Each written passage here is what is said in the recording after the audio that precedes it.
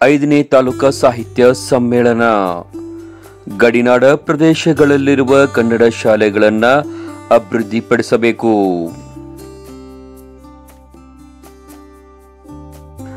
ಕನ್ನಡ ಸಾಹಿತ್ಯ ಸಮ್ಮೇಳನದಲ್ಲಿ ವಚನಗೋಷ್ಠಿ, ಕವಿಗೋಷ್ಠಿ, ಜಾನಪದ ಗೋಷ್ಠಿ. ಕರ್ನಾಟಕ ಸುವರ್ಣ ಸಂಭ್ರಮದ ಅಂಗವಾಗಿ ವಿವಿಧ ಸಾಧಕರಿಗೆ ಕಸಾಪದಿಂದ ವಿಶೇಷ ಗೌರವ ಪುರಸ್ಕಾರ.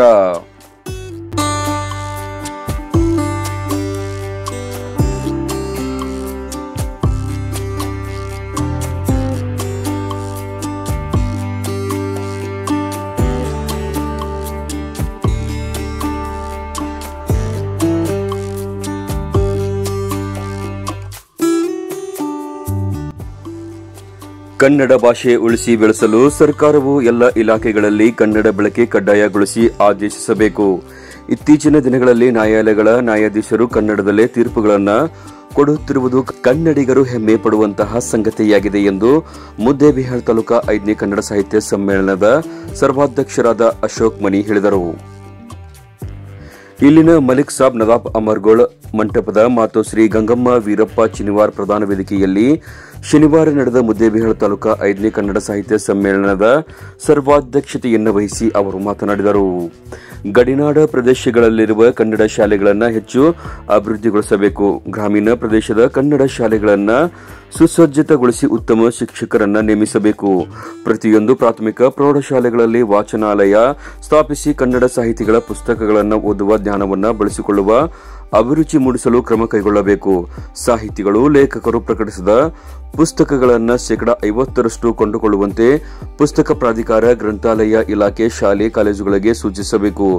ಬರೆಯುವವನ ಕೈ ಬರಗೈ ಎಂಬಂತೆ ಬಡ ಬರಹಗಾರರಿಗೆ, ಸಾಹಿತಿಗಳಿಗೆ ಸಾಹಿತ್ಯದ ಅಧ್ಯಯನಕ್ಕಾಗಿ ಪ್ರೇಕ್ಷಣಿಕ ಸ್ಥಳ ವೀಕ್ಷಿಸಲು ಉಚಿತ ಬಸ್ ಪಾಸ್ ನೀಡಬೇಕು ಎಂದು ಸರ್ಕಾರಕ್ಕೆ ಅವರು ಸಲಹೆಯನ್ನ ನೀಡಿದರು.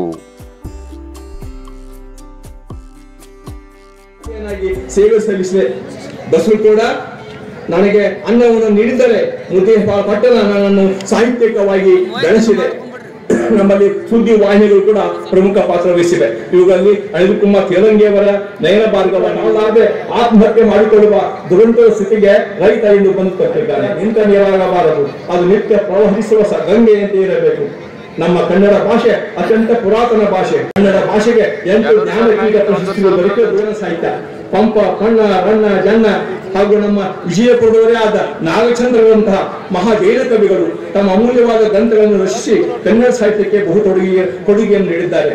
12ನೇ ಶತಮಾನದಲ್ಲಿ ಬಂದ ಬಸವಣ್ಣವರು, ಚನ್ನಬಸವಣ್ಣವರು, ಅಲ್ಲಮ ಪ್ರಭುದೇವರು, ಅಕ್ಕ ಮಹಾದೇವಿ ಅಂತ ಅನೇಕ ವಚನಕಾರರು ಇಂಗ್ಲಿಷ್ ಕಲಿಯಬೇಕೆಂಬ ವ್ಯಾಮೋಹಕ್ಕೆ ಸಿಲುಕಿಕೊಂಡು ತಮ್ಮ ಊರಿನ ಪ್ರಾಥಮಿಕ ಶಾಲೆಗಳಿರ್ತಕ್ಕಂಥ ತಮ್ಮ ಮಕ್ಕಳ ಹೆಸರುಗಳನ್ನು ಕೀರ್ತಿಸಿಕೊಂಡು ವಿವಿಧ ನಗರಗಳಲ್ಲಿರುವ ಆಂಗ್ಲ ಮಾಧ್ಯಮ ಕಾನೂನು ಶಾಲೆಗೆ ಸೇರಿಸುತ್ತಿದ್ದಾರೆ. ಹೀಗೆ ಹಳ್ಳಿಗಳಲ್ಲಿರುವ ಪ್ರಾಥಮಿಕ ಶಾಲೆಗಳಲ್ಲಿ ಮಕ್ಕಳ ಸಂಖ್ಯೆ ಕ್ಷೀಣಿಸುತ್ತಿದ್ದು ಕನ್ನಡ ಶಾಲೆಗಳು ಮುಚ್ಚುವ ಹಂತಕ್ಕೆ ಬಂದು ತಲುಪಿವೆ. ಕನ್ನಡದ ಅಂಕಿ ಸಂಖ್ಯೆಗಳು ಮಕ್ಕಳಿಗೆ ಮಧ್ಯೆ ಹೋಗಿಬಿಟ್ಟಿವೆ. ಇವೆಲ್ಲ ಕಳವಳಕಾರಿ ಸಂಗತಿಗಳು. ಕನ್ನಡಮ್ಮನ ಎಲೆ ಹಾಲು ಕುಡಿದ ನಾವುಗಳು ಅವಿಭಾಣಿ ಶೂನ್ಯವಾಗಬಾರದು. ನಮ್ಮ ಅಂಗಡಿಗಳ ಮುಗ್ಗಟ್ಟುಗಳ ಮೇಲೆ ಕನ್ನಡದಲ್ಲಿಯೇ ನಾಮಫಲಕಗಳನ್ನು ಬರೆಸಿ ಹಾಕಿಸಿಕೊಳ್ಳಬೇಕು. ಇಂದು ನಮ್ಮ ಗಡಿ ಪ್ರದೇಶದಲ್ಲಿರುವ ಗ್ರಾಮಗಳ ಮೇಲೆ ಅನ್ಯ ಭಾಷಿಕರು ಒತ್ತಡ ಹೇರಿ ತಮ್ಮ ಭಾಷೆಗಳ ಬೆಳವಣಿಗೆಯನ್ನು ಈ ಮಾಡ ಹಾಕಿದ್ದಾರೆ. ಮಹಾರಾಷ್ಟ್ರದಂತೂ ಒಂದು ಹೆಜ್ಜೆ ಮುಂದೆ ಹೋಗಿ ಬೆಳಗಾವಿ ನಗರವನ್ನು ಕಬಳಿಸಲು ಹೊಂಚು ಹಾಕುತ್ತಿದ್ದಾರೆ. ಕಾರಣ ನಾವು ಮತ್ತು ನಮ್ಮ ಸರ್ಕಾರ ಮತ್ತು ನಮ್ಮ ಕನ್ನಡ ಪರ ಸಂಘಟನೆಗಳು ಜಾಗೃತಗೊಳ್ಳಬೇಕಾಗಿದೆ. ಕನ್ನಡಿಗರು ಶಾಂತ ಪ್ರಿಯರು. ನಾವು ನೆರೆಯ ರಾಜ್ಯಗಳೊಂದಿಗೆ ಪ್ರೀತಿ, ಪ್ರೇಮ, ಸಹಬಾಳ್ವೆ ನಡೆಸಿ ಸದ್ಭಾವನೆ ಹೊಂದಿದ್ದರೂ ನಮ್ಮ ಒಳ್ಳೆತನವನ್ನು ಕೆಡುಕುವ ಹುನ್ನಾರವನ್ನು ಕೆಲವು ರಾಜ್ಯಗಳು ನಡೆಸಿವೆ. ಕನ್ನಡಿಗರಾದ ನಾವು ಒಳ್ಳೆಯವರಿಗೆ ಒಳ್ಳೆಯವರು, ದುಷ್ಟರಿಗೆ ಮರ್ದನ ಮಾಡುವವರೆಂದು ಬಾದಾಮಿಯ 7ನೇ ಶತಮಾನಕ್ಕೆ ಸೇರಿದ ಕಪ್ಪೆ ಅರಭಟ್ಟನ ಶಾಸನದಲ್ಲಿ ಕಪ್ಪೆ ಅರಭಟ್ಟ ಈ ರೀತಿ ಕನ್ನಡಿಗರನ್ನು ಬಣ್ಣಿಸಿದ್ದಾನೆ. ಸಾಧುವಿಗೆ ಸಾಧು, ಮಾಧುರ್ಯಂಗೆ ಮಾಧುರ್ಯಂ, ಬಾಲಿಪ್ಪ ಕಲೆಗೆ ಕಲಿಯುವ ವಿಪರೀತನ್, ವಾದವಳಿತ ಶರಣಲ್ಲ. ಕನ್ನಡ ಭಾಷೆಯನ್ನು ಮುಗಿಸುವ ತಂಟೆಗೆ ಬಂದರೆ ನಾವು ಸುಮ್ಮನಿರುವುದಿಲ್ಲ, ಅವರಿಗೆ ತಕ್ಕ ಶಾಸ್ತ್ರಿಯನ್ನು ಮಾಡಿಯೇ ತಿರುತ್ತೇವೆ ಎಂದು ಕವಿ JP ರಾಜರತ್ನ ಅವರು ತುಸು ವ್ಯಗ್ರವಾಗಿ ಈ ರೀತಿ ಹೇಳಿದ್ದಾರೆ. ನರಕ ಕಳಿಸಿ, ನಾಲ್ಗೆ ಸೇರಿಸಿ ಬಾಯಿ ಬಲಿಸಿ ಹಾಕಿದ್ರು ಮೂನಲ್ಲಿ ಕನ್ನಡ ಪದವಾಡ್ತೀನಿ ನನ್ನ ಮನಸ್ಸನ್ನೇ ಕಾಣೆ. ಎಂಡ ಹೋಗ್ಲಿ, ಏಳತಿ ಹೋಗ್ಲಿ, ಎಲ್ಲಾ ಪಡ್ಸ್ಕೊಂಡು ಹೋಗ್ಲಿ, ಪರಪಂಚ ಇರೋ ತನಕ ಮುಂದೆ ಕನ್ನಡ ಪದಗಳು ನುಗ್ಲಿ. ಎಂದು ನುಡಿಯುತ್ತಾ ಕನ್ನಡದ ಉಸಾಬರಿಗೆ ಬಂದರೆ ನಾವು ದೇವರನ್ನು ಸಹಿತ ಎದುರು ಹಾಕಿಕೊಳ್ಳಲು ಸಿದ್ಧ ಎಂದು ದಿಟ್ಟ ತನ್ನದು ಉತ್ತರವನ್ನು. ಸಾಹಿತ್ಯ ಸಮ್ಮೇಳನ ಉದ್ಘಾಟಿಸಿ ಮಾತನಾಡಿದ ಶಾಸಕ ಸಿಎಸ್ ನಾಡಗೌಡ ಅಪ್ಪಾಜಿ, ಸಮ್ಮೇಳನ ಕನ್ನಡ ಚಿಂತನೆಯ ಭಾಷೆ ಸಂಸ್ಕೃತಿ ಶ್ರೀಮಂತಗೊಳಿಸುವ ವೇದಿಕೆಯಾಗಬೇಕು, ಮೂಲಭೂತ ವಿಚಾರಗಳನ್ನು ಮೆಲುಕು ಹಾಕುವಂತಿರಬೇಕು, ಆಧುನಿಕ ತಂತ್ರಜ್ಞಾನ ಬಳಕೆಯಾಗಬೇಕು, ಯುವಕರಿಗೆ ಸರಿಯಾದ ಮಾರ್ಗದರ್ಶನ ಸಿಗಬೇಕು, ಒಳ್ಳೆಯದನ್ನ ಪ್ರೋತ್ಸಾಹಿಸಬೇಕು. ಶರಣನಾಡಿನ ಬಳಗ ಅತ್ಯಂತ ಶ್ರೀಮಂತ ಬಳಗವಾಗಿದ್ದು ಇದನ್ನ ರಕ್ಷಿಸುವ ಕೆಲಸ ಆಗಬೇಕು. ಇತಿಹಾಸ ಮರೆಮಾಚಿದರೆ ಮುಂದಿನ ಪೀಳಿಗೆಗೆ ಸತ್ಯ ತಿಳಿಸಲು ಆಗುವುದಿಲ್ಲ ಎನ್ನುವುದನ್ನು ಅರಿತುಕೊಳ್ಳಬೇಕು. ಕೃಷ್ಣಾ ನದಿ ತೀರದ ಐತಿಹಾಸಿಕ ಅಮರಗೋಳ ಗ್ರಾಮ ಶರಣರ ಸ್ಮಾರಕ ಆಗಬೇಕು ಎಂದರು. ಆ ಹಿನ್ನೆಲೆಯಲ್ಲಿ ಇವತ್ತು ಕೂಡ ಕಾಮರಾಜ್ ಬಿರಾದರ್ ಅವರು ಮತ್ತು ಅವರ ಸಂಗಡಿಗರು, ಊರಿನ ಎಲ್ಲ ಗಣ್ಯರು ಅದಕ್ಕೆ ಸಹಕಾರ ಹಸ್ತವನ್ನು ನೀಡಿ ಅದೇ ರೀತಿಯಲ್ಲಿ ಕೂಡ ಇವತ್ತಿನ ಕಾರ್ಯಕ್ರಮವನ್ನ ಕನ್ನಡ ಮಾತೆಯ ರಥವನ್ನ ಯಶಸ್ವಿಯಾಗಿ ಎಳೆದು ಕೂಡ ಆಗಬೇಕು ಅನ್ನುವಂಥದ್ದನ್ನು ಆ ಒಂದು ಮಳಿಗೆಗಳಲ್ಲಿ ನಾನು ಈಗ ಸರ್ ನನಗೆ ಮಾತಾಡ್ತಾ ಇದ್ದೆ, ನಮ್ಮ BM ಹಿರೇಮಠ್ ಸರ್ ಹೇಳ್ತಿದ್ರು, ಲೇಖಕರು ಜಾಸ್ತಿ ಆಗಿದ್ದಾರೆ, ಓದೋರು ಕಡಿಮೆ ಆಗಿದ್ದಾರೆ ಅನ್ನುವಂಥ ಮಾತನ್ನು ಹೇಳ್ತಾರೆ. ಲೇಖಕರು ಜಾಸ್ತಿ ಆದ್ರು ಆದ್ರೆ ಓದೋರು ಕಡಿಮೆ ಆದ್ರು ಅನ್ನುವಂಥ ಮಾತನ್ನು ಹೇಳ್ತೀವಿ. ನಾವೆಲ್ಲರೂ ಹೆಚ್ಚು ಒಪ್ಪಬೇಕಾದಂತ ವಿಷಯ ಇದು. ನಮಗೆ ನಮ್ಮ ಜೀವನ ಯಾವ ರೀತಿ ಆಗಿದೆಪ್ಪ ಅಂತಂದ್ರೆ, ದಿನಕ್ಕೆ ಒಂದು ಗಳಿಗೆ ಕೂಡ ಬಿಡು ಸಿಗಲಾರ್ದಂತ ಜೀವನವನ್ನು ನಾವು ಸಾಗಿಸ್ತೀವಿ. ನೀವು ತಿಳುವಂತ ಏನಪ್ಪಾ ಅಂದ್ರೆ, ಸಾಹಿತಿಗಳಿದ್ದೀರಿ, ವಿದ್ಯಾವಂತರಿದ್ದೀರಿ, ತಿಳುವಳಿಕೆ ಉಳ್ಳವರಾಗಿದ್ದೀರಿ. ಅದಕ್ಕೆ ನನ್ನ ಅಭಿಪ್ರಾಯ ಎಷ್ಟು ಮಟ್ಟಿಗೆ ಸರಿನೋ ನನಗೆ ಗೊತ್ತಿಲ್ಲ, ಆದ್ರೆ ನಮ್ಮ ಹಿರಿಯರು ಹೇಳಿದಾಗೆ ಜಗತ್ತಿನ ಏನಾದರೂ ಚಾಲನೆಯನ್ನ ನಾವು ನಿಲ್ಲಿಸ್ಬೋದು, ಯಾವುದೇ ಚಾಲನೆ ನಿಲ್ಲಿಸಬಹುದು, ಆದ್ರೆ ಗಡಿಯಾರವನ್ನು ನಿಲ್ಲಿಸ್ಲಿಕ್ಕಾಗೋದಿಲ್ಲ, ಸಮಯವನ್ನು ನಿಲ್ಲಿಸ್ಲಿಕ್ಕಾಗೋದಿಲ್ಲ ಅಂತ ಮಾತು ಹೇಳ್ತಿದ್ರು. ಅದಕ್ಕೆ ಆ ಸಮಯದ ಪ್ರಜ್ಞೆಯಿಂದ ನಮ್ಮ ಜೀವನ ಸಾಗಿಸ್ತಕ್ಕಂಥದ್ದಕ್ಕೆ ಮುಂದಾಗಿ ಉತ್ತರ ಕರ್ನಾಟಕಕ್ಕೆ ಬಂದಿರುವಂತ, ನೀವು ಇಲ್ಲಿ ಮುಂಬೈ ಕರ್ನಾಟಕಕ್ಕೆ ಆ ಕಡೆ ಬೆಳಗಾವಿ ಆ ಕಡೆ ಹೋದ್ರೆ ಒಂಥರ, ನೀವು ಮಂಗಳೂರು ಕಡೆ ಹೋದ್ರೆ ಒಂಥರ, ಗುಲ್ಬರ್ಗಾ ಸೈಡ್ ಹೋದ್ರೆ ಒಂಥರ. ನಮ್ಮ ಭಾಷೆಯಲ್ಲಿ ಕೂಡ ವ್ಯತ್ಯಾಸಗಳಿದಾವೆ, ನಮ್ಮ ಭಾಷೆಯಲ್ಲಿ ವ್ಯತ್ಯಾಸ ಇದೆ. ಉತ್ತರ ಕರ್ನಾಟಕದ ಭಾಷೆ ನಾವೇನ್ ಹೇಳ್ತೀವಿ ಅಂದ್ರೆ ಗಂಡು ಭಾಷೆ ಅಂತ ಹೇಳ್ತೀವಿ, ಕನ್ನಡದ ಗಂಡು ಭಾಷೆ ಅಂತ ಹೇಳ್ತೀವಿ. ಕ್ರಾಂತಿಕಾರಿಯಾಗಿರ್ತಕ್ಕಂಥ ಒಬ್ಬ ಬಸವಣ್ಣ ಬಿಜ್ಜಳ ರಾಜನನ್ನೇ ವಿರುದ್ಧ ಹಾಕೊಂಡು ಮೂಢನಂಬಿಕೆ ವಿರುದ್ಧವಾದಂತಹ ಸಂವಾರವನ್ನ ಸರ್ವರಿಗೂ ಸಮಪಾಲು ಸರ್ವರಿಗೂ ಸಮಬಾಳು ಅಂತ ಹೇಳಿ ಜಾತಿ ರಹಿತವಾಗಿರ್ತಕ್ಕಂಥ ಸಮಾಜ ನಿರ್ಮಾಣ ಮಾಡಬೇಕಂತ ಮುಂದಾದಂತ ಬಸವಣ್ಣ ಅವನು ಒಬ್ಬ ಹೇಳಿತರ ಎಲ್ಲಾದ್ರೂ ಕೊಳೆ ಹಾನಿ ಅಥವಾ ಬಾವಿಗೆ ಹಾನಿ ತನ್ನ ಜೀವನ ತ್ಯಾಗ ಮಾಡ್ಲಿಕ್ಕೆ ಸಾಧ್ಯ. ಇದ್ರ ಬಗ್ಗೆ ಬಹಳ ಸೂಕ್ಷ್ಮವಾಗಿ ನಾವು ಆಲೋಚನೆ ಮಾಡಿದ 64 ಜಂಗಮನ ಅಲ್ಲಿ ಸಂವಾರ ಮಾಡಿದಂತ ಅದೇ ಸಮಕಾಲಕ್ಕೆ, ಅದೇ ಕಾಲದಲ್ಲಿ 64 ಜಂಗಮನ್ನು ಬೆನ್ನ ಹತ್ತಿ ಅವ್ರನ್ನ ಸಂವಾರ ಮಾಡಿದಂತದ್ದು ಅಂತ ಇತಿಹಾಸಕಾರರು ಇದೇ ಕಲಬುರಗಿಯವರು ಕೂಡ ಬರೆದಂತದ್ದು ವಿಷಯ ಆಗಿದೆ, ಉಲ್ಲೇಖ ಮಾಡಿದಂತದ್ದಾಗಿದೆ. ಮತ್ತು ಪಾಟೀಲ್ ಪುಟ್ಟಪ್ಪ ಅವರ ಮನೆಗೆ ನಾನು ಹೋಗಿದ್ದೆ, ಅವ್ರಿಗೆ ಆರೋಗ್ಯ ಸರಿ ಇಲ್ಲದಂತ ಸಂದರ್ಭದಲ್ಲಿ ಅವ್ರಿಗೆ ಮಾತಾಡ್ಸ್ಲಿಕ್ಕೆ ಅಮರಗೋಳ ಅನ್ನುವಂಥ ಊರಿದೆಯಲ್ಲ, ಅದು ನಿಜವಾದಂತ ಒಂದು ಕ್ರಾಂತಿ ಆದಂತ ಒಂದು ಸ್ಥಳ ಅನ್ನುವಂಥ ಮಾತನ್ನಿದೆ. ಹೀಗೆ ಇತಿಹಾಸದ ಬಗ್ಗೆ ಆಳಾದಂತ ಸಂಶೋಧನೆ ಮಾಡಿ ನಮ್ಮ ಸಾಹಿತ್ಯಕ್ಕೆ ಇನ್ನೂ ಹೆಚ್ಚಿನ ಒಂದು ಒತ್ತನ್ನು ಕೊಟ್ಟು ಅದನ್ನು ಶ್ರೀಮಂತಗೊಳಿಸೋದಕ್ಕೆ ನಾವು ಮುಂದಾಗೋದಕ್ಕೆ ನಮ್ಮ ಪ್ರಯತ್ನವಾಗಿರ್ಬೇಕಂತ ಹೇಳಿ ಈ ತಾಲೂಕಾ ಸಾಹಿತ್ಯ ಪರಿಷತ್ತಿನ ವತಿಯಿಂದ ಮತ್ತು ಜಿಲ್ಲಾ ಸಾಹಿತ್ಯ ಪರಿಷತ್ತಿನ ಅಧ್ಯಕ್ಷರಿಗೆ ನಾನು ಮನವಿ ಮಾಡ್ಕೊಳ್ತೇನೆ. ಯಾಕಂದ್ರೆ ಬಿಜಾಪುರದ ವಿಶೇಷವಾಗಿರ್ತಕ್ಕಂಥ ಇತಿಹಾಸ ಇದೆ, ಬಿಜಾಪುರದಲ್ಲೇ ವಿಶೇಷವಾದಂತ ಇತಿಹಾಸ ಇದೆ. ನಮ್ಮಲ್ಲಿ ಆದಿಲ್ಶಾಹಿಗಳು ಆಳಿದರು, ಆದ್ರೆ ಆದಿಲ್ಶಾಹಿಗಳು ಉರ್ದು ಭಾಷೆಯಲ್ಲಿ ಆಡಳಿತ ಭಾಷೆಯನ್ನಾಗಿ ಮಾಡಿರಲಿಲ್ಲ. ಇದು ಬಹಳ ಗಂಭೀರವಾಗಿ ತಿಳ್ಕೋಬೇಕು. ಇಲ್ಲಿ ಆಡಳಿತ ಭಾಷೆ ಉರ್ದು ಭಾಷೆಯನ್ನಾಗಿ ಮಾಡಿರಲಿಲ್ಲ, ಆಡಳಿತ ಭಾಷೆಯನ್ನ ಕನ್ನಡ ಭಾಷೆಯನ್ನೇ ಆಡಳಿತನಾಗಿ ಮಾಡಿಕೊಂಡು ಮತ್ತು ಮೋಡಿಯ ಭಾಷೆಯನ್ನು ಕೆಲವು ಪ್ರಾಂತದಲ್ಲಿ ಮೋಡಿ ಭಾಷೆಯನ್ನು ಆಡಳಿತ ಭಾಷೆಯನ್ನು ಮಾಡಿ ಹೆಚ್ಚಿ ಗೌರವಿಸ್ತಿದ್ರು ಜನರು ಅನ್ನೋದಕ್ಕೆ ಇವತ್ತು ನಾವು ಕೇವಲ ಕರ್ನಾಟಕದಲ್ಲಿ ಮಾತ್ರವಲ್ಲ, ಇವತ್ತು ಆಂಧ್ರ ಪ್ರದೇಶದಲ್ಲಿ ಶ್ರೀಶೈಲ ಭಾಗ ತಗೊಂಡ್ರೆ ನೀವು ಕನ್ನಡ ಮಾತಾಡ್ತಕ್ಕಂಥ ಜನರು ಸಿಗ್ತಾರೆ. ಮಹಾರಾಷ್ಟ್ರ ಭಾಗದಾಗ ಇವತ್ತು ಲಾತೂರು ಆ ಭಾಗದಲ್ಲಿ ನೀವು ಹೋದ್ರೆ ಕನ್ನಡ ಭಾಷೆ ಮಾತಾಡ್ತಕ್ಕಂಥವ್ರು ಸಿಗ್ತಾರೆ. ಒಂದು ಕಾಲಕ್ಕೆ ಮಹಾರಾಷ್ಟ್ರ ಕೂಡ ಹೆಚ್ಚು ಕನ್ನಡ ಮಾತಾಡ್ತಕ್ಕಂಥ ಒಂದು ಭಾಷೆ ಕನ್ನಡ ಭಾಷೆ ಆಗಿತ್ತು ಅನ್ನುವಂಥದ್ದು ಇತಿಹಾಸ ಶಾಸನಗಳು ಇವತ್ತು ಸಿಗ್ತಾವ ಅನ್ನುವಂಥ ಮಾತನ್ನ ಪಾಟೀಲ್ ಪುಟ್ಟಪ್ಪ ಅವರು ಹೇಳಿದಂಥದ್ದು ನನಗೆ.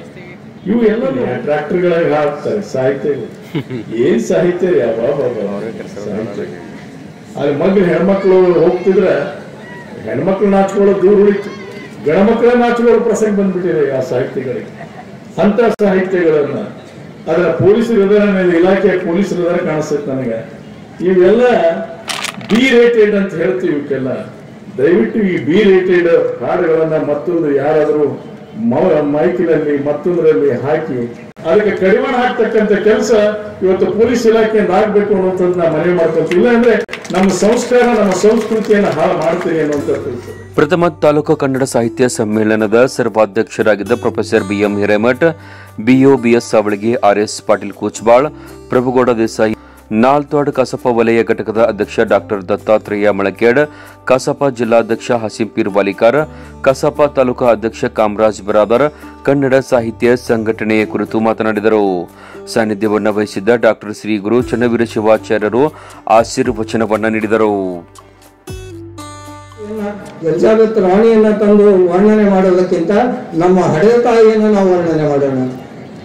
ಎಲ್ಲಿಯೋ ಬಿಲ್ ಕ್ಲಿಂಟನ್ ಇರಬಹುದು, ಇನ್ನೊಬ್ರು ಇರಬಹುದು, ಹೊರದೇಶದ ಈ ಜನರನ್ನು ನಾವು ವೈಭವೀಕರಿಸೋದಕ್ಕಿಂತ ನಮ್ಮ ತಂದೆಯನ್ನ, ನಮ್ಮ ತಾಯಿಯನ್ನ, ನಮ್ಮ ಭೂಮಿಯನ್ನ, ನಮ್ಮ ಸಿಲಿಕಾನ್ ಸಿಟಿ ಬೆಂಗಳೂರಿನ ಅಥವಾ ಅಮೆರಿಕದಲ್ಲಿರ್ತಕ್ಕಂಥ ಸಿಲಿಕಾನ್ ಸಿಟಿಯ ಬಗ್ಗೆ ಬರೆಯುವ ನಾವು ನಮ್ಮ ಹೊಲದಲ್ಲಿ ಜೋಳದ ಬಗ್ಗೆ ಬರೆಯೋಣ, ಭತ್ತದ ಬಗ್ಗೆ ಬರೆಯೋಣ, ನಮ್ಮಲ್ಲಿರುವ ರೈತರ ಕಷ್ಟಗಳ ಬಗ್ಗೆ ಬರೆಯತಕ್ಕಂಥ ಸಾಹಿತ್ಯ ಬರಲಿ ಅಂತ ನಾನು ಆಶೆ ಮಾಡ್ತೀನಿ. ಗ್ರಾಮಾಂತರ ಪ್ರದೇಶದಲ್ಲಿ ಇದು ಉಳಿದುಕೊಂಡಿದೆ. ಇನ್ನೂ ಹೆಚ್ಚಿನ ಹಿನ್ನೆಲೆಯಲ್ಲಿ ನಮ್ಮ ತಾಯಂದಿರು ತಮ್ಮ ಮಕ್ಕಳಿಗೆ ಇಂಗ್ಲಿಷ್ ವ್ಯಾಮೋಹವನ್ನು ಏನೆಲ್ಲ ಆಗ್ತೀರಿ ಆರ್ಟಿಫಿಷಿಯಲ್ ಇದರಲ್ಲಿ. ಇಂಥ ಬುದ್ಧಿಮತ್ತೆ ಬಂದಂಥ ಈ ಯುಗದಲ್ಲಿ ಬಹುಶಃ ನಾವು ಇಂಗ್ಲಿಷನ್ನ ಕಲಿಬೇಕು, ಕಲಿಬಾರ್ದಂತಲ್ಲ. ಅದು ನಮ್ಮ ಅನ್ನದ ಭಾಷೆ ಆಗಿರಲಿ, ಕನ್ನಡ ನಮ್ಮ ಹೃದಯದ ಭಾಷೆ ಆಗಿರಲಿ. ಕನ್ನಡ ಬದುಕಿದರೆ ನಮ್ಮ ನಾಡು ಬದುಕುತ್ತಿದೆ, ಕನ್ನಡ ಅಸ್ಮಿತೆ ಉಳಿದರೆ ನಮ್ಮೆಲ್ಲರ ಅಸ್ಮಿತೆ ಉಳಿದಿದೆ. ಮಾನ್ಯ ಕಾಮರಾಜ್ ಬಿರಾದಾರ್ ಅವರಿಗೆ ಹೇಳಿದ್ದೆ ಜಿಲ್ಲಾ ಸಮ್ಮೇಳನ ಮಾಡಿ ಅಂತ.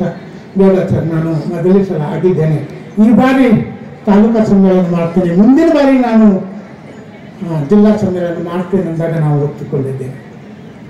ಸಾಹಿತ್ಯ ಬಾಯಿ ಕುಲೇ ಸಂಘದವರು ಮಾತ್ರ ಎಲ್ಲ ವರ್ಗದವರನ್ನ, ಎಲ್ಲ ಸಮಾಜದವರನ್ನ, ಎಲ್ಲ ಭಾಷಿಕರನ್ನ ಕರೆದು ಗೌರವಿಸ್ತಕ್ಕಂಥ ಏಕೈಕ ವೇದಿಕೆ ಯಾವುದಾದ್ರೂ ಆಗಿದ್ರೆ ಅದು ಕನ್ನಡ ಸಾಹಿತ್ಯ ಪರಿಷತ್ತು ಒಂದು ಅನ್ನುವುದನ್ನ ನಾವು ನೆನಪಿಟ್ಟುಕೊಳ್ಳಿ. ನಮಗೆ ಕನಸು ಬಿದ್ದರೂ ಸಹ ಅದು ರಾತ್ರಿ ಇಂಗ್ಲಿಷ್ನಲ್ಲಿ, ಮರಾಠಿಯಲ್ಲಿ, ಹಿಂದಿಯಲ್ಲಿ ಕನಸು ಬಿಡುವುದಿಲ್ಲ. ನಮಗೆ ಕನ್ನಡದಲ್ಲೇ ಬೇಕಾಗಿದೆ. ದೊಡ್ಡ ಜವಾಬ್ದಾರಿಯನ್ನು ತಮ್ಮೆಲ್ಲರ ಬೆಂಬಲದ ಮೂಲಕ ಹೊತ್ಕೊಂಡಿರುವ ನಮ್ಮ ಮುದ್ದೇಬೇಡ ತಾಲೂಕಿನ ಕನ್ನಡ ಸಾಹಿತ್ಯ ಪರಿಷತ್ತಿನ ಅಧ್ಯಕ್ಷರಾಗಿರುವ ಮಾನಶ್ರೀ ಕಾಮರಾಜ್ ಬಿರಾದಾರ್ ಅವರು ಹೇಳಕ್ಕೆ ಜಿಲ್ಲಾಧ್ಯಕ್ಷರಾಗಲಿ ನಮ್ಮ ವಿಜಯಕರ್ ಅವರು ಹೇಳ್ತಿರ್ತಾರೆ, ನೀವು ಸಾಹಿತ್ಯ ಅಲ್ಲಿದ್ರು ನೀವು ಬೇಡ ಪದ ಬಳಸಬೇಡ್ರಿ ಅಂತೇಳಿ. ಆ ಪದ ಎದಕ್ಕೆ ಬಳಸ್ತೀನಪ್ಪ ಅಂತಂದ್ರೆ ಭಾಳಷ್ಟು ನಾವು ವೇದಿಕೆಗಳಲ್ಲಿ ಹೇಳಿಲ್ಲ, ಇವತ್ತು ಹೇಳಕ್ಕೆ ಇಚ್ಛಪಡ್ತೀನಿ. ನಮ್ಮ ತಂದೆಯವರ ಆಸೆ ಆಗಿತ್ತು. ನಮ್ಮ ತಂದೆ ನನಗೆ ಸ್ವಲ್ಪ ಏನಂದ್ರೆ ಮೊದಲಿನ ಚುನಾವಣೆಗಳಲ್ಲಿ ನಾನು ಸಕ್ರಿಯವಾಗಿ ಅಡ್ಡಾಡಿಕೊಂಡು ಬೆಳೆದಿರುವಂಥ ರೂಢಿ ನನಗೆ. ಆ ಓದಿರುವಂಥ ಸಂದರ್ಭದಲ್ಲಿ ನಾನು ಕನ್ನಡ ಸಾಹಿತ್ಯ ಪರಿಷತ್ತಿನ ಸದಸ್ಯತ್ವವನ್ನು ಪಡೆದಿದ್ದೆ. ಕನ್ನಡ ಸಾಹಿತ್ಯದಲ್ಲಿ ಪರಿಷತ್ತಿನಲ್ಲಿ ಸಾಹಿತಿಗಳೇ ಇರಬೇಕು, ಸಾಹಿತಿಗಳೇ ರಾಜಿಸಬೇಕಂತೇಳಿ ನಾನು ಸಾಹಿತ್ಯ ಪರಿಷತ್ತಿನ ಸದಸ್ಯತ್ವವನ್ನು ಪಡೆದಿದ್ದೆ. ಆದಾಗ್ಯೂ ನಾನು ಸಾಹಿತ್ಯ ಪರಿಷತ್ತಿನ ಚುನಾವಣೆಗೆ ಹೋಗ್ತಾ ಇದ್ದಾಗ ನಮ್ಮ ತಂದೆ ಹೇಳ್ತಿದ್ದಾರೆ ನನಗೆ, ಏನಪ್ಪ ಅಂತಂದ್ರೆ ನನಗೆ ಕುಂಬಾರ್ ಸರ್ ಹೇಳ್ತಾರೆ ನೀನು ತಾಲೂಕು ಅಧ್ಯಕ್ಷ ಆಗ್ಬಿಡ್ಲಿ ಹೇಳ್ತಿದ್ದಾರೆ ನಮ್ಮಪ್ಪ. ನಾ ಏನು ಹೇಳ್ತಿದ್ದೆ, ಅಪ್ಪ ನಾ ಆಗಿದ್ದೆ ಸಾಹಿತ್ಯ ಪರಿಷತ್ತಿನ ಸದಸ್ಯ ಆಗಿದ್ದೆ, ಇರುವಂಥ ಸಾಹಿತಿಗಳನ್ನ ಕುಂದಿಸ್ಬೇಕಂತ ಆಗಿನಿ, ನಾ ಆಗೋದಲ್ಲದು ಬೇರೆ ಕುಂದಿರ್ಬೇಕು ಅಂತ ಹೇಳ್ತಿದ್ದೆ. ಆದ್ರೆ ನಾನು ಅಧ್ಯಕ್ಷ ಆಗುವಂಥ ಸಂದರ್ಭ ಬಂದಾಗ ನನ್ನ ತಂದೆ ಇದ್ದಿದ್ದಿಲ್ಲ. ಏನಪ್ಪ ಅಂದ್ರೆ ನೋವು ಏನಪ್ಪ ಅಂದ್ರೆ ನನ್ನ ತಂದೆ ತೀರಿಕೊಂಡ್ರ ನಂತರ ಆಕಸ್ಮಿಕವಾಗಿ ಹೇಳೋದಿಲ್ಲ, ನನ್ನ ಜೊತೆಗೆ ಎಡಗೈ ಬಲಗೈ ಎಲ್ಲ ರೀತಿಯಿಂದ ಸಹಕಾರ ನೀಡುವಂಥ ಚಂದ್ರ ಆಗಿರ್ಬೋದು, ಅದೇ ರೀತಿಯಾಗಿ ಹರೀಶ್ ಬೇವೂರವರಾಗಿರ್ಬೋದು, ಅದೇ ರೀತಿಯಾಗಿ ಹಿರಿಯರಾಗಿರುವಂಥ ಬೇವಿನಗಡ ಸರು, ಅದೇ ರೀತಿಯಾಗಿ ಇದೆಲ್ಲ ವೇದಿಕೆಗಳ ಕಾರ್ಡ್ ಹಿಡ್ಕೊಂಡು ಎಲ್ಲ ಈ ಥರ ಎಲ್ಲ ವೇದಿಕೆಗಳು ಮಾಡುವಂಥ ಬೇವಿನಗಡದವರು, ಸಿದ್ದನಗೌಡ, ಬಿಜ್ಜೂರವರು ಕನ್ನಡ ಉಳಿಸ್ತಾನ, ಇಂಗ್ಲಿಷ್ ಉಳಿಸೋರು ಈ ಸಾಲಿ ಕಲ್ತು ಉಳಿಸಾಕತ್ತ ಅಂತ ಹೇಳ್ತಾರೆ. ಅದಕ್ಕೆ ನಾವೆಲ್ಲ ಸಮ್ಮೇಳನಗಳನ್ನು ಮಾಡ್ತೇವೆ. ಸಾಯಂಕಾಲ ಬಹಿರಂಗ ಅಧಿವೇಶನ ಇರ್ತೈತಿ, ವೇದಿಕೆಗಳಲ್ಲಿ ಭರ್ಜರಿ ಕಾರ್ಯಕ್ರಮ, ಇವೆಲ್ಲ ಸರ್ವೇ ಸಾಧಾರಣ. ನಾನು ಕನ್ನಡ ಉಳಿಬೇಕನ್ನೋದು ನನ್ನ ಅಭಿಪ್ರಾಯ ಏನು ಅಂದ್ರೆ, ಸರ್ಕಾರ ಮಟ್ಟಗಳಲ್ಲಿ ಕನ್ನಡ ಉಳಿಬೇಕನ್ನುವ ಚಿಂತನೆ ಯಾವಾಗ ನಡೀತದ ಅವಾಗ ಕನ್ನಡ ಉಳಿಲಿಕ್ಕೆ ಸಾಧ್ಯತೆ ಆಗ್ತದೆ ಅಂತಕ್ಕಂಥ ಮಾತನ್ನ ಕಾರಿ ಇಸಾಕ್ ಅಹಮದ್ ಮಾಗಿ ಪುರಸಭೆಯ ಅಧ್ಯಕ್ಷ ಮೈಬೂಬ್ ಗೊಳಸಂಗಿ, ಸರ್ಕಾರಿ ನೌಕರರ ಸಂಘದ ಅಧ್ಯಕ್ಷ ಅರವಿಂದ್ ಹೂಗಾರ್, ಕಸಪ್ಪ ಗೌರವ ಅಧ್ಯಕ್ಷ ಎಂಬಿ ನಾವದಗಿ, ತಾಲೂಕ್ ಪಂಚಾಯತಿ ಇಒ ಎನ್ಎಸ್ ಮಸಳಿ, ಪುರಸಭೆ ಮುಖ್ಯಾಧಿಕಾರಿ ಮಲ್ಲನಗೌಡ ಬಿರಾದಾರ್, ಸರ್ಕಾರಿ ಪ್ರಾಥಮಿಕ ಶಾಲಾ ಶಿಕ್ಷಕರ ಸಂಘದ ಅಧ್ಯಕ್ಷ ಬಸವರಾಜ್ ಮುದ್ದೂರ್, ಗಣ್ಯರಾದ ಬಿಸಿ ಮೋಟಗಿ, ಜಯಶ್ರೀ ಹಿರೇಮಠ್, ಮದನ್ ಪಟೇಲ್ ಸಾಲೋಡ್ಗಿ, ಕಾಂಗ್ರೆಸ್ ಮುಖಂಡ ಸಿಬಿ ಅಸ್ಕಿ, ಬ್ಲಾಕ್ ಕಾಂಗ್ರೆಸ್ ಅಧ್ಯಕ್ಷ ಗುರು ತಾರ್ನಾಳ್ ಮತ್ತಿತರರು ವೇದಿಕೆಯಲ್ಲಿದ್ದರು. ಇದೇ ವೇಳೆ ಸಮ್ಮೇಳನದ ಸ್ಮರಣ ಸಂಚಿಕೆ ಬಿಡುಗಡೆಗೊಳಿಸಲಾಯಿತು. ಅದೇ ರೀತಿ ವಿವಿಧ ಲೇಖಕರು ಬರೆದಂತಹ ಪುಸ್ತಕಗಳನ್ನು ಲೋಕಾರ್ಪಣೆ ಮಾಡಲಾಯಿತು. ಸಂಗಮೇಶ್ ಶಿವನಿಗೆ ತಂಡದವರು ಪ್ರಾರ್ಥಿಸಿದರೆ, ವೈಎಚ್ ವಿಜಯಕರ್ ಸ್ವಾಗತಿಸಿದರು. ಬಸವರಾಜ್ ಹಂಚ್ಲಿ, ಹೇಮಾ ಬಿರಾದಾರ್ ನಿರೂಪಿಸಿದರು. ಸಮ್ಮೇಳನವನ್ನು ಉದ್ಘಾಟಿಸಬೇಕಿದ್ದ ಶಾಸಕರು ಸಮಯಕ್ಕೆ ಸರಿಯಾಗಿ ಬರದ ಕಾರಣ ಅವರು ಬರುವವರೆಗೂ ವೇದಿಕೆಯಲ್ಲಿದ್ದ ಗಣ್ಯರನ್ನ ಮಾತನಾಡಿಸಲಾಯಿತು. ಕೊನೆಗೆ ಸರ್ವಾಧ್ಯಕ್ಷರ ಭಾಷಣವನ್ನ ಮಾಡಿಸಲಾಯಿತು. ಬೆಳಗ್ಗೆ 10:30ಕ್ಕೆ ಉದ್ಘಾಟನೆಯಾಗಬೇಕಿದ್ದ ಸಮ್ಮೇಳನ ಮಧ್ಯಾಹ್ನ 2 ಗಂಟೆಗೆ ಉದ್ಘಾಟನೆಗೊಳ್ಳುವಂತಾಯಿತು. ಸರ್ವಾಧ್ಯಕ್ಷರ ಭಾಷಣ ಮುಗಿದ ನಂತರ ಶಾಸಕರು ಕೊನೆಯಲ್ಲಿ ಉದ್ಘಾಟಕರ ಭಾಷಣ ಮಾಡಿ ಸಮ್ಮೇಳನದ ಸಂಪ್ರದಾಯ ಮುರಿದಿರುವುದು ಸೇರಿದ್ದ ಸಾಹಿತಿಗಳ ಟೀಕೆಗೆ ಗುರಿಯಾಯಿತು. ಈ ವಿಷಯದಲ್ಲಿ ಜಿಲ್ಲಾಧ್ಯಕ್ಷ, ತಾಲೂಕಾ ಅಧ್ಯಕ್ಷರು ಅಸಹಾಯಕತೆಯನ್ನು ವ್ಯಕ್ತಪಡಿಸಿದರು. ಸಮ್ಮೇಳನದ ಮೊದಲ ಗೋಷ್ಠಿ ವಚನಗೋಷ್ಠಿ. ಈ ವಚನಗೋಷ್ಠಿಯ ಉದ್ಘಾಟನೆಯನ್ನ ಬೆಂಗಳೂರಿನ ವಿವೇಕಾನಂದ್ HK ಮಾಡಿ ಮಾತನಾಡಿದರು.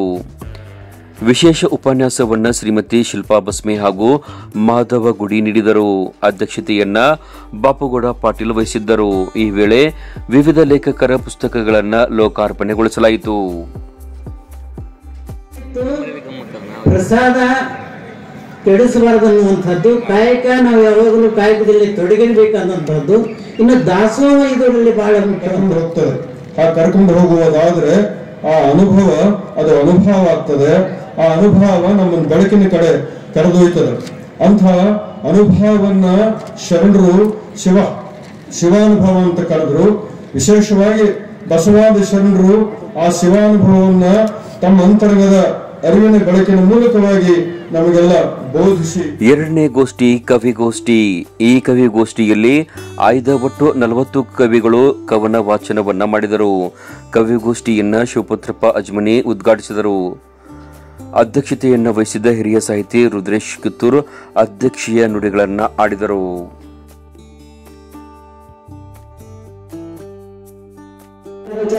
ತುತ್ತು ಅನ್ನದ ಒಡೆಯನದು ಯಾವ ಕುಲ, ತುತ್ತು ಅನ್ನದ ಒಡೆಯನದು ಯಾವ ಕುಲ. ಅಕ್ಷರದಾತನ ಕುಲವನೇ ತಿಳಿದಿಲ್ಲ, ಅಕ್ಷರದಾತನ ಕುಲವನ್ನು ತಿಳಿದಿಲ್ಲ. ಜಗದ ಕಲ್ಯಾಣ ಬಯಸುವ ಮನುಕುಲವಿದು, ಜಗದ ಕಲ್ಯಾಣ ಬಯಸುವ ಮನುಕುಲವಿದು. ಅದು ಕಾಣುವುದು ಅಂತರಂಗದ ಬೆಳಕು, ಅದು ಕಾಣುವುದು ಅಂತರಂಗದ ಬೆಳಕು. ಹೆಸರಿಲ್ಲದೆ ಬರುವಾಗ ಸೂಲಗಿತ್ತಿ ಜಾತಿ ಹೇಳುವಳೆ, ಹೆಸರಿಲ್ಲದೆ ಬರುವಾಗ ಸೂಲಗಿತ್ತಿ ಜಾತಿ ಹೇಳುವಳೆ. ಕೊನೆಗಾಲ ಬಂದಾಗ ಹೆಗಲು ಕೊಡುವವನ ಕುಲವ ಕೇಳುವೆಯ, ಕೊನೆಗಾಲ ಬಂದಾಗ ಹೆಗಲು ಕೊಡುವವನ ಕುಲವ ಕೇಳುವೆಯ. ಹೊರಳು ನಾಲ್ವರಿಲ್ಲದೆ ಬದುಕುವೆನು ಮೃಗದಂತೆ, ಹೊರಳು ನಾಲ್ವರಿಲ್ಲದೆ ಬದುಕುವೆನು ಮೃಗದಂತೆ. ಜಗವನ್ನು ನೋಡು ಮನದೆರೆದು ಮಾತನಾಡು, ಜಗವನ್ನು ನೋಡು ಮನದೆರೆದು ಮಾತನಾಡು. ಅದು ಕಾಣುವುದು ಅಂತರಂಗದ ಬೆಳಕು, ಅದು ಕಾಣುವುದು ಅಂತರಂಗದ. ಕವನದ ಸಂಚಿಕೆ ಇಲ್ಲಿ ಯಾವುದು ನನ್ನದೆಲ್ಲ ಎಲ್ಲ ನೀವು ಅನ್ಕೊಂಡಂಗೆ. ನನ್ನ ಕವನದ ಶೀರ್ಷಿಕೆ ಇಲ್ಲಿ ಯಾವುದು ನನ್ನದೆಲ್ಲ ಎಲ್ಲ ನೀವು ಅನ್ಕೊಂಡಂಗೆ. ಸಮಾಜದಲ್ಲಿದೆ ಪತ್ರಕರ್ತರಿಗೆ ಗೌರವ, ಕೆಲ ಪತ್ರಕರ್ತರಿಗಿಲ್ಲ ಸಮಾಜದ ಗೌರವ. ಯಾಕಿಂಗೆ ಅಂತ ಕೇಳಿದಾಗ ಹೇಳೋರು ಆ ಕೆಲವರಿಗೆ ಇಲ್ಲ ಅಂತ ಹೇಳೋರು ಕೇಳೋರು. ಪತ್ರಕರ್ತ ಅನ್ನೋ ಶುದ್ಧತೆ ನಿರೂಪಗೊಳಿಸಿ ಪತ್ರಕರ್ತ ಅನ್ನೋ ಶುದ್ಧತೆ ವಿರೂಪಗೊಳಿಸಿ ಪತ್ರಕರ್ತ ಅಂತ ಬರೆಯೋರೇ ಹಿಂದೆ ಇದ್ದಾರೆ ಎಲ್ಲದಕ್ಕೂ ಮುಂದು, ತಾವೇ ನಿಜವಾದವರು ಎಂದು.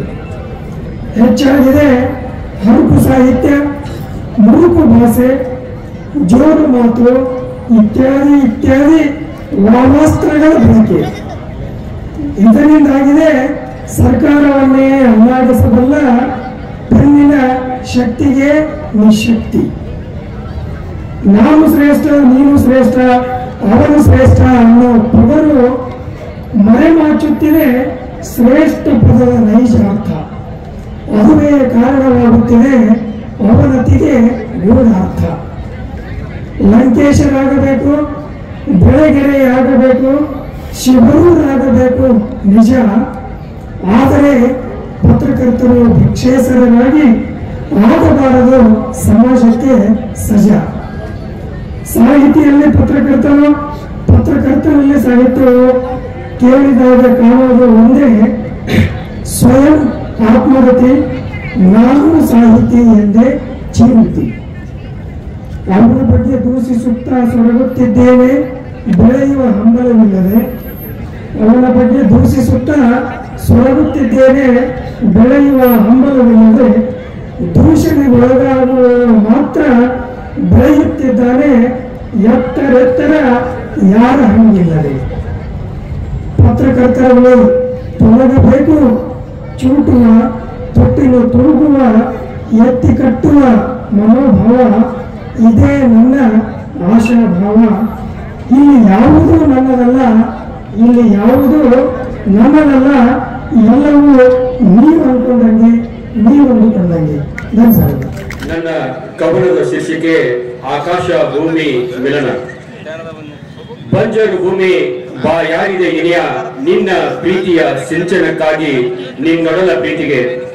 ಬಂಜರು ಭೂಮಿ ಬಾ ಯಾರಿದೆ ಇನಿಯ, ನಿನ್ನ ಪ್ರೀತಿಯ ಸಿಂಚನಕ್ಕಾಗಿ ನಿನ್ನೊಡಲ ಪ್ರೀತಿಗೆ. ಹಗಲಿರುಳು ನರಳುತ್ತಿದೆ ಬಸುರಿ ಹೆಂಗಸಿನಂತೆ, ಹಗಲಿರುಳು ನರಳುತ್ತಿದೆ ಬಸುರು ಹೆಂಗಸಿನಂತೆ. ನೋವು ಚಿತ್ಕಾರ ಭವನಿಗೆ ಬೆವತಿದೆ ಎಲ್ಲಿ ಗರ್ಭಪಾತವಾಗುವುದೆಂದು. ನೋವು ಚಿತ್ಕಾರ ಭವನಿಗೆ ಬೆವತಿದೆ ಎಲ್ಲಿ ಗರ್ಭಪಾತವಾಗುವುದೆಂದು. ನೀನಿಲ್ಲದೆ ಅದೆಷ್ಟು ವರ್ಷವಾಯಿತು, ಬಾಯ್ತರದ ಭೂಮಿ ಬೆಂಕಿ ಉಂಡೆಯಾಗಿದೆ. ಕಣ್ತೆರೆದು ನೋಡು ಕಣ್ತುಂಬ ಬಿಸಿ ಗಾಳಿ ತುಂಬಿದ ಧೂಳು. ಆ ಕಂಗಳಲ್ಲಿ ನಿನ್ನ ನಿರೀಕ್ಷೆಯ ನಿಲುವು, ಆ ಕಂಗಳಲ್ಲಿ ನಿನ್ನ ನಿರೀಕ್ಷೆಯ ನಿಲುವು. ಹಸಿರೆಂಬುದು ಒಣಗಿ ಹೋಗಿದೆ, ನೀನಿಲ್ಲದೆ ಮೂಕ ಪ್ರಾಣಿಗಳು ಗೀಳಿಟ್ಟಿವೆ. ಹಸಿರೆಂಬುದು ಒಣಗಿ ಹೋಗಿದೆ, ನೀನಿಲ್ಲದೆ ಮೂಕ ಪ್ರಾಣಿಗಳು ಗೀಳಿಟ್ಟು ಅಳುತ್ತಿವೆ. ಭಾವನೆಗಳಿಗೆ ಬಂಕು ಕವಿದಿದೆ ನೀನಿಲ್ಲದೆ. ಈ ಭೂಮಿ ಕಣ್ಣೀರಿಡಲು ಸಾಧ್ಯವಿಲ್ಲ, ಎಲ್ಲ ಬತ್ತು ಹೋಗಿದೆ. ಈ ಭೂಮಿ ಕಣ್ಣೀರಿಡಲು ಸಾಧ್ಯವಿಲ್ಲ, ಎಲ್ಲ ಬತ್ತಿ ಹೋಗಿದೆ. ನೀನಿಲ್ಲದೆ ಈ ಭೂಮಿಯ ಬಸಿರು ನಿಲ್ಲದು, ನೀನಿಲ್ಲದೆ ಈ ಒಡಲ ತುಂಬದು. ನೀನಿಲ್ಲದೆ ಈ ಭೂಮಿಯ ಬಸಿರು ನಿಲ್ಲದು, ನೀನಿಲ್ಲದೆ ಈ ಒಡಲು ತುಂಬದು. ಬಾನಿ ಬೇಗ ಹಸಿರ ಕೊಂಗೊಳಿಸಲು, ರೈತನ ಮೊಗದಲ್ಲಿ ನಗುವ ತುಂಬಲು, ರೈತನ ಮೊಗದಲ್ಲಿ ಗೆಲುವ ತುಂಬಲು. ನಿನ್ನ ನನ್ನ ಮಿಲನಗೋಸ್ಕರ ಕಾದಿದ ಜಗವು, ನಿನ್ನ ನನ್ನ ಮಿಲನಗೋಸ್ಕರ ಕಾದಿದ ಜಗವು. ಧನ್ಯವಾದಗಳು. ಸಂತಸ ಸಡಗರ ತುಂಬಿತ್ತು ಜಮ್ಮು ಕಾಶ್ಮೀರದ ಪುಲ್ವಾಮಾ ಜಿಲ್ಲೆ. ಹೊರಟಿತ್ತು ಸೈನ್ಯ ಶ್ರೀನಗರ, ಇಲ್ಲದಂಗ ಅಟ್ಯಾಕ್ ಆಯಿತು. ಮಹೇಂದ್ರ ಸ್ಕಾರ್ಪಿಯೋ ಡಿಕ್ಕಿ ಹೊಡೆಯಿತು. ಸೇನಾ ವಾಹನವು ಉರಿದು ಉರಿದು ಹೋಗಿತ್ತು. ಭಾರತೀಯ ಸೈನ್ಯಕ್ಕೆ ಕರಾಳ ದಿನವು. ದೇಶದ ಜನರಲ್ಲಿ ತುಂಬಿತ್ತು ನೋವು. ಎಲ್ಲರ ಹೃದಯವು ಛಿದ್ರ ವಿಛಿದ್ರವಾಗಿ ಹೋಗಿತ್ತು. ಮಾತೃಭೂಮಿಯ ಋಣ ಕಳೆದೋಯ್ತು. 40 ಯೋಧರು ಜೀವ ತತ್ತರು. ರಕ್ತದ ಮಡುವಿನಲ್ಲಿ ವಿಲವಿಲ ಒದ್ದಾಡಿ ಸತ್ತರು. ವಿಷಯ ಕೇಳಿ ಹಾರಿದಂಗಾಯ್ತು. ಜೈಷ್ ಎ ಮೊಹಮ್ಮದ್ ತಪ್ಪು ಒಪ್ಪಿತು. ರಕ್ತವು ಕುದ್ದಿತ್ತು, ಮೋದಿಜಿಯವರ ರಕ್ತವು ಕುದ್ದಿತ್ತು. ಅದ ಕೇಳಿ ತುರ್ತು ಸಭೆ ಕರೆದಾರ. ಅಜಿತ್ ದೋವಲ್ಲರು ನೇತೃತ್ವ ವಹಿಸ್ಯಾರ. ಯೋಜನೆ ಹಾಕ್ಯಾರ, ಚೆನ್ನಾಗಿ ಯೋಜನೆ ಹಾಕ್ಯಾರ. ಆಪರೇಷನ್ ಬಂದರ್ ಸಿದ್ಧಗೊಂಡಿತ್ತು. ವೈಮಾನಿಕ ದಾಳಿ ನಡೆದೇ ಹೋಯಿತು. ನಿರ್ನಾಮ ಮಾಡಿತ್ತು, ಶತ್ರುಗಳ ನಿರ್ನಾಮ ಮಾಡಿತ್ತು. ಮಿಗ್ ವಿಮಾನ ಪತನವಾಯಿತು. ಅಭಿನಂದನ್ ಸೆರೆ ಹಿಡಿದಂತಾಯಿತು. ಹಿಂಸೆ ಕೊಟ್ಟಾರು, ಅತಿಯಾಗಿ ತನಿಖೆ ನಡೆಸ್ಯಾರು, ಸಿಗಲಿಲ್ಲ ಶತ್ರುಗೆ ಯಾರ ಮಾಹಿತಿಯು, ಕೊಟ್ಟಾನ ಉತ್ತರ ಬಲು ಜ್ವಾಕ್ಯಾಗಿ, ಬಾಯಿ ಮುಚ್ಚಾರ ತೆಪ್ಪಗೆ ಸುಮ್ಮನೆ ಕುಳಿತಾರ. ಸುಂಕ ಹೆಚ್ಚಿಸಿ ಕತ್ತಲಲ್ಲಿ ಬೆತ್ತಲಾಗದೆ ಮತ್ತೇನು ಮಾಡಲಿ, ಕತ್ತೆತ್ತಿ ನೋಡಿದರೆ ಅವರ ಮೆತ್ತನ ಹಾಸಿಗೆಯನ್ನು ಹೊತ್ತೊತ್ತಿಗೆ ಬದಲಿಸೆಂದರು. ಕತ್ತಲಲ್ಲಿ ಬೆತ್ತಲಾಗದೆ ಮತ್ತೇನು ಮಾಡಲಿ, ನೋವಿಲ್ಲದಂತೆ ನಡೆಸಿ ಕಾವು ಬೆಳೆಸಿ ಬಂದವರಿಗೆ ಭಾವವಿಲ್ಲದ ಬೊಂಬೆಯಂತಾಗಿ, ಕತ್ತಲಲ್ಲಿ ಬೆತ್ತಲಾಗದೆ ಮತ್ತೇನು ಮಾಡಲಿ. ದೇಹ ನೀಡಿದೆ ಆಗಿ ದೇವದಾಸಿ, ಮೋಹದ ಜಾಲದಲ್ಲಿ ತೇವಗೊಂಡರು ಕಣ್ಣಾಲೆ, ಬೇವು ನೀಡಿದರು ಬಂದವರು ಎಲ್ಲರೂ, ಕತ್ತಲಲ್ಲಿ ಬೆತ್ತಲಾಗದೆ ಮತ್ತೇನು ಮಾಡಲಿ. ಧನ್ಯವಾದಗಳು. ನಮ್ಮೊಡನೆ ಇದ್ದಾರೆ, ಕೂದಲಿನಿಂದ ಕೊಯ್ಯುತ್ತಿದ್ದಾರೆ ಕುತ್ತಿಗೆ. ಮಲ್ಲಪ್ಪ ಶೆಟ್ಟಿ ಅಂತ ಕುತಂತ್ರಿಗಳು ಇರುವವರಿಗೂ ಕಿತ್ತೂರನ್ನು ಕಬಳಿಸಿದಂತೆ ಬೆಳಗಾವಿಗೆ ಬಲೆ ಬೀಸುತ್ತಿದ್ದಾರೆ. ಮಲ್ಲಪ್ಪ ಶೆಟ್ಟಿ ಅಂತ ಕುತಂತ್ರಿಗಳು ಇರುವವರಿಗೂ ಕಿತ್ತೂರನ್ನು ಕಬಳಿಸಿದಂತೆ ಬೆಳಗಾವಿಗೆ ಬಲೆ ಬೀಸುತ್ತಿದ್ದಾರೆ. ಕಣ್ಣಿಗೆ ಕವಿದಿರುವ ಕಾರ್ಮೋಡವ ಸರಿಸಿ, ಕಣ್ಣಿಗೆ ಕವಿದಿರುವ ಕಾರ್ಮೋಡವ ಸರಿಸಿ ಕೆಚ್ಚದೆಯಿಂದ ಎದ್ದೇಳಿ, ಮಹಾಬುತ್ಸದ್ದಿಗಳೆನ್ನುವರ ಮೂರ್ಖ ಶಿಖಾಮಣಿಗಳ ವಕ್ತ ಸ್ಥಳವನ್ನು ಸೀಳಿ, ಚೆನ್ನಮ್ಮನ ಖಡ್ಗದ ಕೈ ರುಚಿ ತೋರಿಸಿ, ಮೋಸ ಮಾಡುವವರನ್ನು ಸಮಯಾನುಸಾರ ಸಂವರಿಸಿ ಬೆಳಗಾವಿಯನ್ನು ಬಿಟ್ಟುಕೊಡಬೇಡಿ, ಬೆಳಗಾವಿಯನ್ನು ಬಿಟ್ಟುಕೊಡ. ಸಂದರ್ಭದಲ್ಲಿ ನಮಗೆ ಒಂದು ವಿಚಾರ ಹೊಳೆಯುವಂತದ್ದು ಏನು ಅಂತಂದ್ರೆ, ಕವನವನ್ನ ರಚಿಸುವಂತಹ ಕವಿಗಳಿಗೆ ಒಂದು ಕಾರ್ಯಾಗಾರದ ಅವಶ್ಯಕತೆ ಇದೆ ಏನು ಅಂತ ನನಗೆ ಅನಿಸ್ತಾ ಇದೆ. ಯಾಕಂತಂದ್ರೆ ಅವರಲ್ಲಿ ಭಾವನೆಗಳು ಇದ್ದಾವೆ, ಆ ಭಾವನೆಗಳನ್ನು ವ್ಯಕ್ತಪಡಿಸಬೇಕಾದಾಗ ಅವುಗಳಿಗೆ ಯಾವ ರೀತಿಯಾದಂತ ಅಕ್ಷರ ರೂಪವನ್ನು ಕೊಡಬೇಕು ಅನ್ನೋದಕ್ಕೆ ಸ್ವಲ್ಪ ಇಂಥ ಹಿರಿಯ ಸಾಹಿತಿಗಳಾದಂತಹ ಸಿದ್ದಣ್ಣ ಭಜಂತ್ರಿ ಸರ್ ಹೇಳಿದ್ರಲ್ಲ, ಆ ಅಂಶಗಳನ್ನ ಇಟ್ಕೊಂಡು ನಾವು ಕವಿಗಳಿಗೆ ಒಂದಿಷ್ಟು ಮಾರ್ಗದರ್ಶನ. ಸಾಹಿತ್ಯದ ಬಂಡಿ ಎಳೆಯುತ್ತಿರುವ ಧನ್ಯ ಭಾವ ನಮ್ಮದು, ಸಾಹಿತ್ಯದ ಬಂಡಿ ಎಳೆಯುತ್ತಿರುವ ಧನ್ಯ ಭಾವ ನಮ್ಮದು. ತುಂಬಾ ಧನ್ಯವಾದಗಳು. ಮುಂದಿನ ಕವಿಗಳು ಶ್ರೀ ಸುನೀಲ್ ಮನಗೋಳಿ ಮುದ್ದೇಬಿಹಾರ್. ಕರ್ನಾಟಕ ಸುವರ್ಣ ಸಂಭ್ರಮದ ಅಂಗವಾಗಿ ಕಸಾಪದಿಂದ ವಿಶೇಷ ಗೌರವ ಪುರಸ್ಕಾರ ತಾಲೂಕಿನ ವಿವಿಧ ಕ್ಷೇತ್ರದಲ್ಲಿ ಸಾಧನೆ ಮಾಡಿದ ಸಾಧಕರಿಗೆ ಮಾಡಲಾಯಿತು. ಮೂರನೇ ಗೋಷ್ಠಿ ಜಾನಪದ ಗೋಷ್ಠಿಯಲ್ಲಿ ವಿಶೇಷ ಉಪನ್ಯಾಸ ಬಾಳಗೌಡ ಪಾಟೀಲ್ ಹಾಗೂ ಶಿವಲೀಲಾ ಮೊರಾಳ್ ನೀಡಿದರು. ಬಹಿರಂಗ ಅಧಿವೇಶನ ನಿರ್ಣಯ ಮಂಡನೆಯ ನಂತರ ಸಮಾರೋಪ ಸಮಾರಂಭ ಹಾಗೂ ರಾತ್ರಿ ಸಾಂಸ್ಕೃತಿಕ ಕಾರ್ಯಕ್ರಮಗಳು ಜರುಗಿದವು.